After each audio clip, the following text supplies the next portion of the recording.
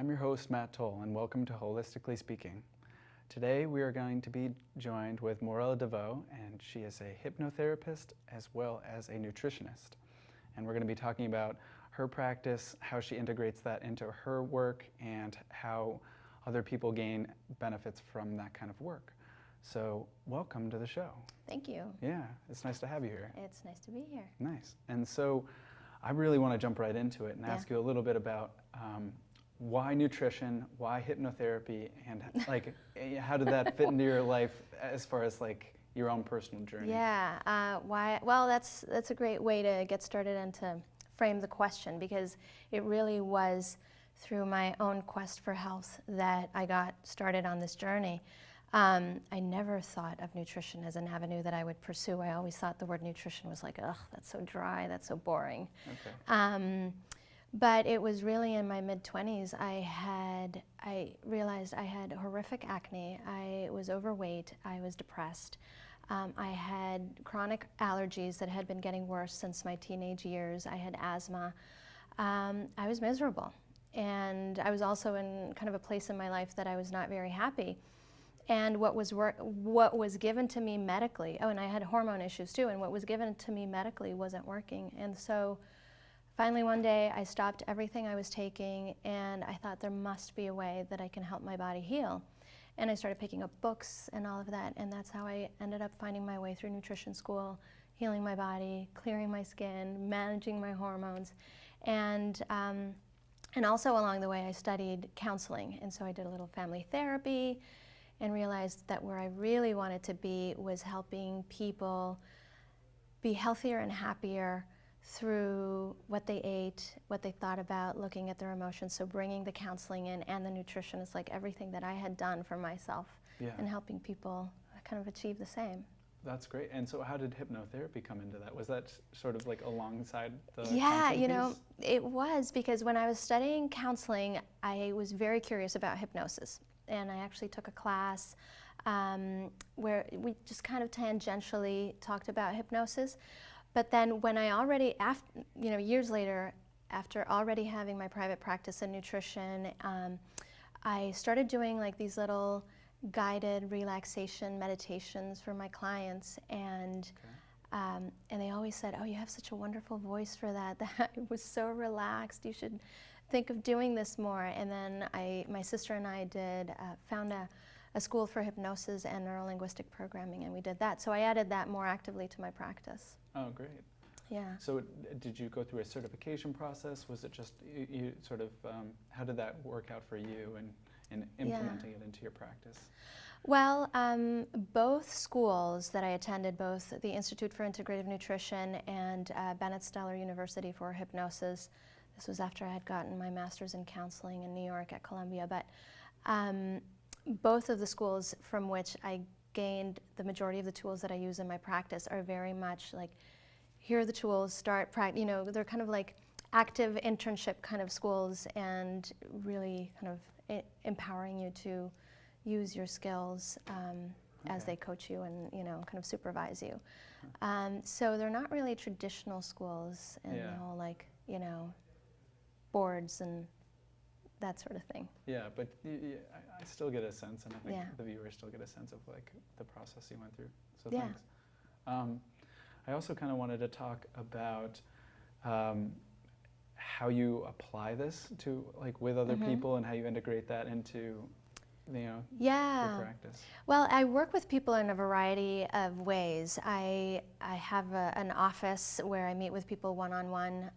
So with them, I have clients who come to work with me for acne, or high cholesterol, or they just want help with their nutrition, or they want to lose a little weight, that sort of thing. But I love working with groups, and I love teaching workshops. Okay. And so I have a few group programs that I facilitate, and those are mostly remotely. So I actually have people participating in my groups from Colorado or Venezuela or New York City. So I have people joining the groups over the phone.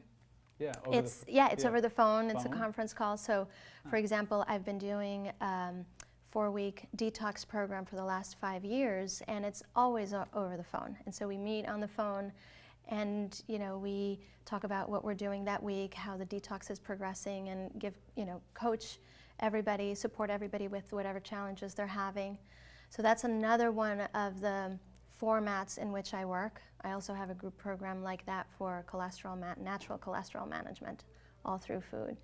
I want to interrupt just for a second. Yes. You brought up a couple things that I wanted to talk about. One of which is you do a detox program. Yes. I would love to maybe take a couple minutes to talk about that, because I am so curious about how you go about doing your detox program. It's, I mean, is it just for detoxing from substances, or is it? Yeah, from all substances, including the food substances that we shouldn't be eating. Got it. I fell into detoxification because of my skin years ago. So the first cleanse that I did was probably, I don't know, maybe 9 years ago, because I was just really desperate to find something that would help me clear my skin. And I started doing a lot of research and just testing on myself. Yeah. And then about 6 years ago, a friend of mine in New York City got super sick doing a lemonade cleanse that's pretty pretty popular. Yeah. And so I helped her, and I said, that's not the best way to jump into massive detoxification of your body, and that can really mess you up in other ways if you have blood sugar issues or whatever. So I created a really gradual program that gets people eliminating the things that are highly toxic to them, everything from chemicals and alcohol and the foods that are really congesting, and then a second week where we're getting to whole foods, and then a third week where it's much more intensively cleansing, focusing on your liver, cleaning out your colon, giving your body the nutrients that are going to help it clear out the stuff, the sludge. Okay. And then the fourth week is kind of reintegrating, and then how do you keep going after that? And so it's all food-based, and it is for, the average Joe. It's not just for people who, have substance issues. Yeah. Although sugar can be is a big issue. Sugar can be. Okay. Yeah. So I get a pretty good idea of how the detoxification process works. Why 4 weeks, though? Why does it have to be that long? Well, a lot of times, first of all, so that you can go gently, especially kind of weaning people off, say for instance caffeine, people start to wean off caffeine and then they get a headache. So, you can go gently and, not have it be so harsh.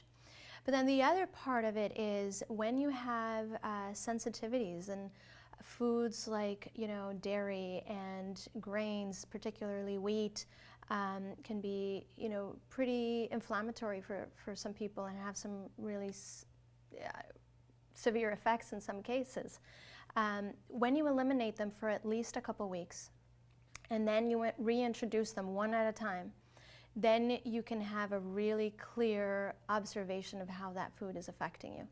And so oftentimes people find that at the end of the third week, I've had examples of people saying, oh my gosh, I walked to my mailbox this morning, which is a quarter of a mile, and I realized my knees aren't hurting. And I haven't had my knees not hurt in years. Or my gas is gone, Yeah. And now I realize that it's been gone. And then say, the next week when it's reintegration week, they add milk again, and then some of the symptoms start to come back. And then they realize, oh, my relationship with this food needs to be slightly different. And, just picking on a couple of the usual suspects. But yeah, no, that makes sense. What are some of the usual suspects? So you said grain? Well, dairy, yeah. Sugar, of course. Yeah. People notice how sugar affects their moods, how they start to feel a lot more serene, and then they add it again, and they notice how they get jittery or... But dairy, sugar, grains actually in general, for some people can be, triggers for kind of digestive things, especially wheat, and the gluten grains.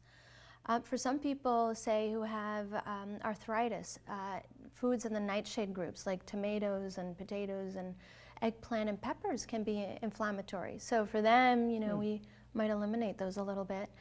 and then reintroduce them a couple weeks later, and they can see how things shift.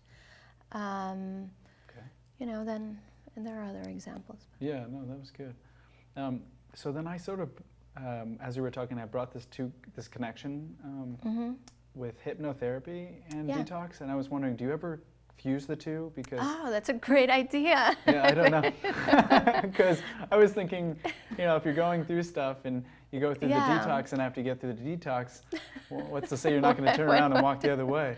Yeah, well, that is really why my practice is so integrated, because you know, I tell people, you're not eating Ben and Jerry's at 11:30 at night because you're hungry. Yeah. You know, there are other reasons why you reach for the cookies or you have these comfort foods, and that's what I call heart hunger. Yeah. And there's also, you know, we have really entrenched, ingrained habits that are really hard to break, and that's where the hypnosis comes in. Yeah. So, you know, neuro-linguistic programming has really great, like, little, almost awake hypnosis, like little techniques to help people shift their stuck behaviors, their stuck patterns, and so hypnosis can be great for that. I also use hypnosis for things like smoking cessation and, you know, that sort of thing that's more classically more hypnosis than really food related. But yeah, sure. How difficult is it for someone to practice that themselves? Does it require another individual to do hypnosis, or is that a one-on-one thing? That's a great question. Once you learn how to hypnotize, you can hypnotize yourself, and there's actually books about this. You can read how to, you know, kind of put yourself into a little bit of a trance, and because contrary to what people think about hypnosis, you're not unconscious or you're not gone. You're in hypnosis for the most part. You're always aware of what's happening, and people are there because they want to be there and because they want change, and so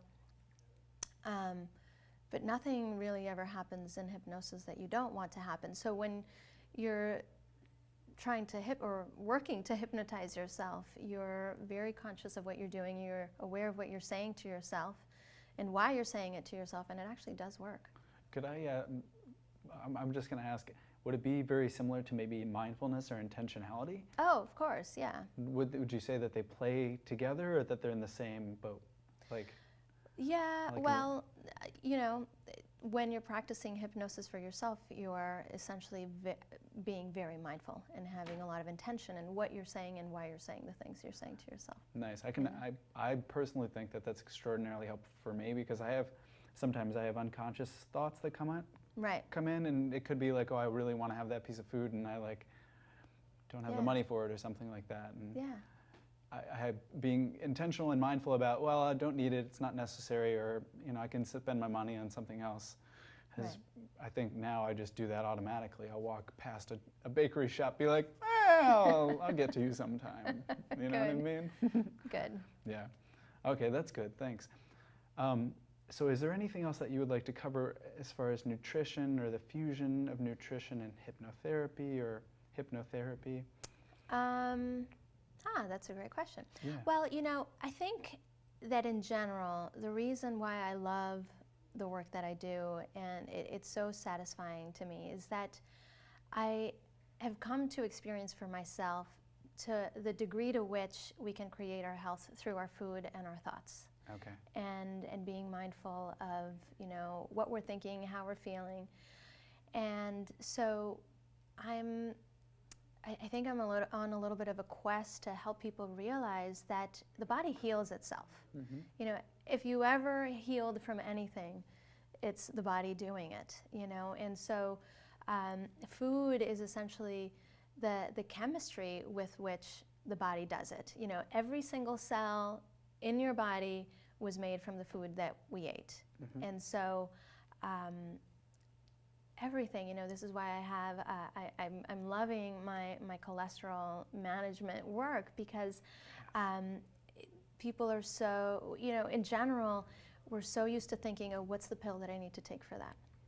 And there isn't much that I can do for cholesterol other than, you know, cut back on my fats and take a statin drug. And that's not true. It's incredible how quickly the body responds to, you know, eating the right foods for cholesterol. And it's not about eating low fat. And so, Do you mind if I interject for yes, a second? please. Because Yeah. I don't really know that much about cholesterol.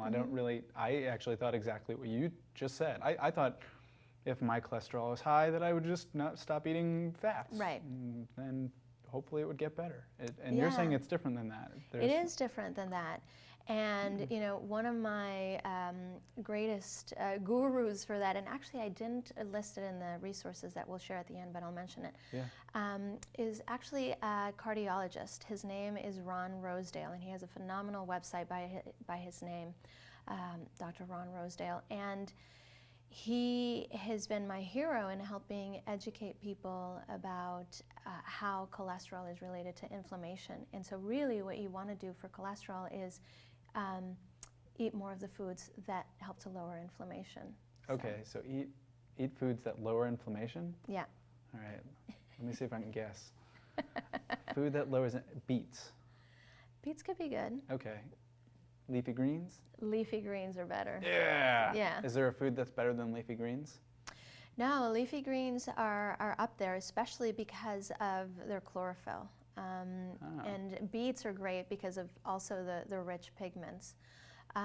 One of the greatest anti-inflammatory foods or nutrient, I'll call it, are omega-3s, which is why when you think about, you know, people think, well, eating fish is better than meat. It's like, yeah, especially because of the omega-3s from the inflammation perspective.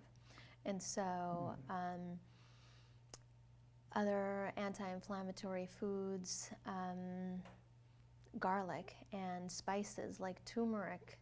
Turmeric is incredible for lowering inflammation. Really? And that's the spice that makes curry bright yellow. Yeah, no, and mustard actually is made out of turmeric. And mustard, yes. Yeah. Oh, that's really neat. So have you ever worked with anybody or had any sort of personal experiences with people that have been able to clear away very serious medical conditions? Yes. And what is that process? How does it look? What does it feel like? Do they feel like an internal, like, oh, my heart feels better? Yeah. Or like, you know, I don't know. Yeah, you know, well, two examples pop to mind, and I love both of them because one was a 72-year-old man who had diabetes and was taking medication. And the other one is a recent client in my cholesterol program who's in her 60s, a woman.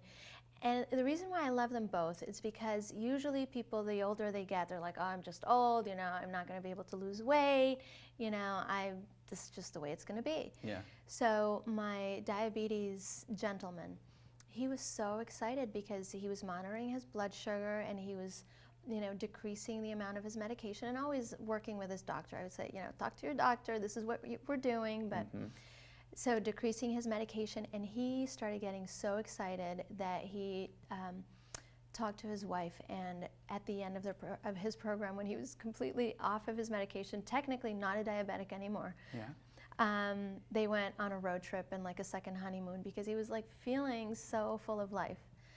And the other one, this woman who was in my cholesterol program just now, in her 60s, you know, postmenopausal, again, women after menopause feel like their bodies just don't respond as much. And she lost like 15 pounds, a couple pant sizes, was doing sprints on the treadmill and managing her cholesterol naturally. Her whole outlook changed. And she enrolled in the Institute for Integrative Nutrition, which is where I went. She was like, you've changed my life. And so it was just incredible. Oh, that's you know, good. again, it goes way beyond food. It's like when you start to realize my body does respond, I do get healthier, and you know, your outlook gets better. Yeah. You know? Do you work with people on consistency? Because that's one of the things that I think would be really, really challenging for me. Probably less so with food. Other things I think it's harder for me, but because just personally I have a different relationship with food. But yeah, how do you address that with individuals? It probably goes back to the counseling, but maybe there's something else you do because, anyway. Well, and you know, that might be, if there's a lack of consistency in someone, that might be where some of the coaching tools, the neuro-linguistic programming or hypnosis can be really Comes handy. back in, yeah. It's like, okay, you know that this is what you want to do, you know that this is what you need to do, and you're not doing it. And we met a couple weeks ago and you said you were going to do these things. So we might look at it as what's the part of you that's sabotaging yourself? You know, what's the other benefit that you seem to be getting in the other behavior that you're choosing? How can we get more of that benefit in a different way? Yeah. And shifting, you know, still keeping the benefit, because obviously everything that we do is positively motivated, even if the outcome is poor. So if we're eating the Ben and Jerry's at night, you know, the outcome might not be great, but it's usually because we want comfort, or we want, you know, maybe we're lonely or whatever, you know. So let's look at what's the positive motivation that's driving that, and how can we create that in a different way. Yeah. So that's one way in which we, you know, look at consistency. And the other piece, obviously, is that whether I'm working with them one-on-one, we usually meet every other week for, you know, maybe 3 months, maybe a little bit more, depending on what we're working on. Yeah. So it keeps people saying, oh, I'm going to see her in a couple weeks, and I said I was going to do these 3 things. Same thing with the group coaching programs. You know, they're going to meet with a group and they're going to report, you know, how are they doing? Yeah. So, you know, there's a beauty of being witnessed by a coach, or having that, even if it's a buddy, you know. When you say you're going to show up to the gym with a buddy, people are more likely to show up than if they just say, okay, New Year's resolution, I'm going to start going to the gym. Oh, that's nice. Have you ever had anybody call you up, like in a time where they're sort of going to make a decision? They're like, oh, I'm thinking about eating this kind of food and I'm not really sure. Does that happen to you or no? At the grocery store, yeah. Really? Oh, yeah. Well, yeah. No, And I mean, that's a reasonable place to see. Yeah. I make myself available, or like, you know, the text messages from the grocery store. Yeah. For sure. Which rice should I get? Or pictures of labels. They'll send me pictures of labels. What do you think of this one? Yeah, that sort of thing. That's good. Okay, so we talked a little bit about your practice with nutrition, how you go about it with other individuals, a little bit about your life story, and then the hypnotherapy. Was there something else? I did miss one piece. Okay, what was it? Well, that the other format in which I work with people is I also teach workshops in companies. Oh, yeah. And, Okay. you know, out there. So, you know, just like trying to get on as many soapboxes as I can get to, you know, share with people as much as I can about, you know, food really does matter. So anyway, that was just the thing. No, that's good. And do you find that when you're at companies that there's more of a response from certain companies, more of a response from certain individuals in companies, less response? Like, what do you see? Well, it really has a lot to do with the culture of a company. You know, Okay. there's some businesses that, you know, they have a gym and, you know, they have a cafeteria and they're buying organic food for their cafeteria, and those companies are really open and they attract a certain kind of people. And then there are other companies where they're like, no, we're paying for their health insurance already and they get vacation, so we're not going to bring you to. So it definitely does vary a lot. But what's interesting is that there's been a really there's been a great growing trend of businesses realizing that those who've been, you know, the trendsetters and investing in their employees' health and well-being are seeing an incredible return. Not just because their people are healthier, but they're more engaged. They're like, wow, this company really cares about me, and you know, they show up. So I would say that's actually very valuable because of the work that I do outside of this, and we try very hard to invest in the health of the employees that we work with and the employers that we're working for, and it's a really nice relationship because I feel as an employee that I'm very valued. Right. And it's probably the same when you go in and somebody, you know, is sitting down and being like, oh, I haven't really thought about my nutrition and I'm thinking about it at work. Right. It can be a nice place to talk about it. So thanks for sharing that. Yeah. So we have a little bit of time to put up some resources that you've provided for us, and so we'll get those up there. And if you could go through and give us a little. So So those description. are my website and the Integrated Nutrition, the school where I attended. Mercola.com is a phenomenal resource. He does almost a daily newsletter, and this is a doctor who does a lot of, he reviews research, and he believes 100% in food as the best source of healing. So he's just an incredible doctor to follow. And then these books by Michael Pollan, The Omnivore's Dilemma, Food Rules, he's written a few others. They're all about helping people kind of awaken to the reality of the food supply. The Omnivore's Dilemma is a delicious read. It's just really, really fun. I highly recommend it. I say anybody who eats food in the U.S. needs to read The Omnivore's Dilemma. Mark David was a professor at my school, and he is also a psychologist, and the Slow Down Diet is all about awareness and eating with awareness and the importance of pleasure and really enjoying your food. And John Douillard is, he practices Ayurveda, and the 3-season diet is about understanding how to eat with the flow of the seasons, why we should be eating differently in the winter than we should be eating in the summer, and how that affects our health. Yeah. So those are just different books that I think are all great reads. Great. Well, thanks for sharing those. I really appreciate it. And then there's some films. All of these, some have gotten a lot of press. Food Inc., The Future of Food, King Corn, and all of these are great documentaries that help to shed light on our food supply. Yeah. Food Inc. is probably my favorite, and King Corn does also a great job of showing how much corn we have in our food supply, and some of the issues behind the way that corn is grown massively in our country. And Fast Food Nation is more of a drama. It's like taking all of the documentaries above and turning them into a story. So that, it's kind of a different taste. Yeah. Oh, thanks. So I think that's a great way to sort of wrap up. So you've got a little bit of time. Is there any last remaining remarks that you want to say? Any more information that you want to, present to the public? Yeah, in like a minute. Yeah, about a minute. Yeah.